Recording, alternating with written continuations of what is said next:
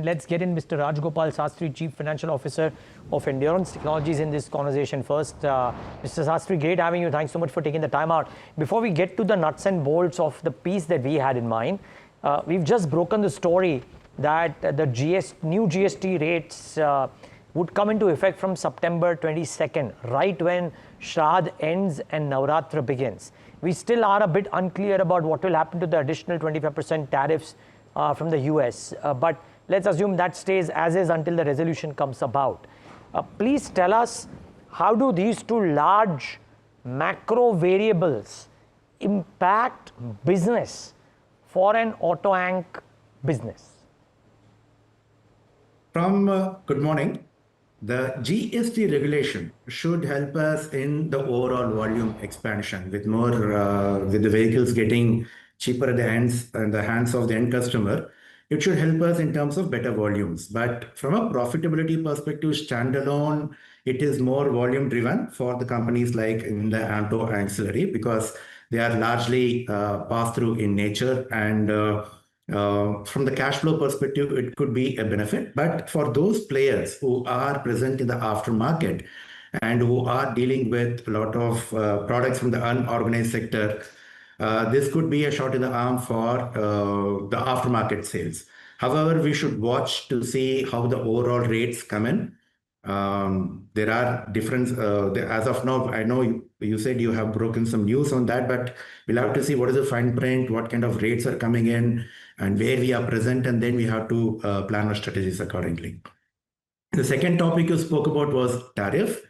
As far as Endurance is concerned, we are very much a local for local company. We produce products for the markets in which we are present. And even if you look at our European operations, all the production happens in Europe and the customers are also in Europe. But some of the models to which our European operations supply to do export to the US, but they are high-end models, and typically they don't have the impact of this additional cost. So overall, we should say that we are untouched by the tariff situation, and GST, we wait and watch to see what actually happens. And we do see benefit in the cash flows, and we do see that we may have some benefits in our aftermarket segment. Mr. Sastry, good morning. Hiral on this side. So we're talking about GST, we're talking about tariffs, and the next big opportunity that comes in for a company like yours is ABS, because we know that the Ministry of Road and Transport and Highways is proposing new safety requirements. It's mandating 100% use in terms of ABS for two-wheeler ICE, which is greater than 50cc. Now, this does come into effect from January 2026. But firstly, by how much will a vehicle get expensive from here on, if you have to look at Jan 2026? And secondly, what's the kind of impact you're seeing on Endurance? Because to what I remember, you've already started capacity expansion. Yeah. In terms of how expensive it will be, that is the prerogative of the OEM, and we only supply our product to the OEM, and we will generally avoid commenting on that. We have been supplying for quite some time, and we have ensured that we are very competitive, because with a lot of backward integration and good amount of value analysis and value engineering we have done. So we do ensure that our offering to the OEMs is competitive. That's what we do. In terms of the size of the opportunity, we just heard the earlier speaker put it very clearly, very lucidly. So we could see another 6 crore vehicles now become applicable for this legislation. So we have about 40 lakh of, in our estimation, about 40 lakh two-wheelers have ABS already out of the 2 crore. 2.38 was the total production last year. Part of it was exported. So of the domestic 2 crore, 40 lakhs having ABS, another 1.6 crore becoming, so that's a 5-fold increase.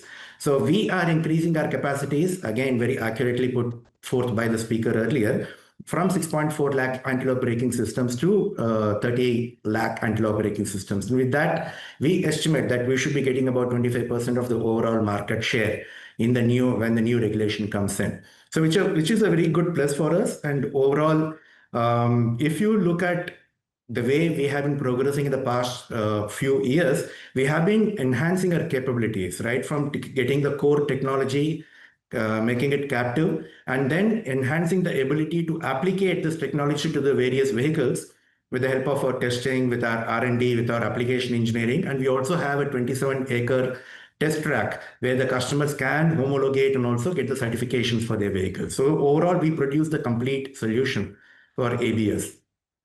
Right. Added to this was also the opportunity in the disc brakes and the hydraulic braking systems, which also we are enhancing our capacities so that we're able to ride the wave when the demand for those come in, because that's where you can applicate an anti-lock braking system. Mr. Sastry, we spoke about the overall opportunity. We're talking about capacity increase, which comes into effect actually by, I think, March 2026. What's the kind of revenue potential that you're seeing on the back of the added capacity, and how much will your utilization be by then? I'll comment on the capacity utilization which you're planning, but I will not comment on the revenue per se, because that, again, as I said, there is an element of pricing involved, and that pricing is the prerogative of the OEMs. And the 30 lakh capacity, or the 3 million capacity which we have planned, is in response to the nominations or the advanced stage of discussions which we already have from the OEMs. So we are responding to the demand. So pretty much we feel that that capacity which we are putting up, both in terms of the ABS and also the additional capacities for the disc brakes and the discs, would be fully utilized. And beyond this, as and when nominations happen, we have enough land banks, we have manufacturing capacities, we have the capital, we will enhance and in response to the demand as it comes.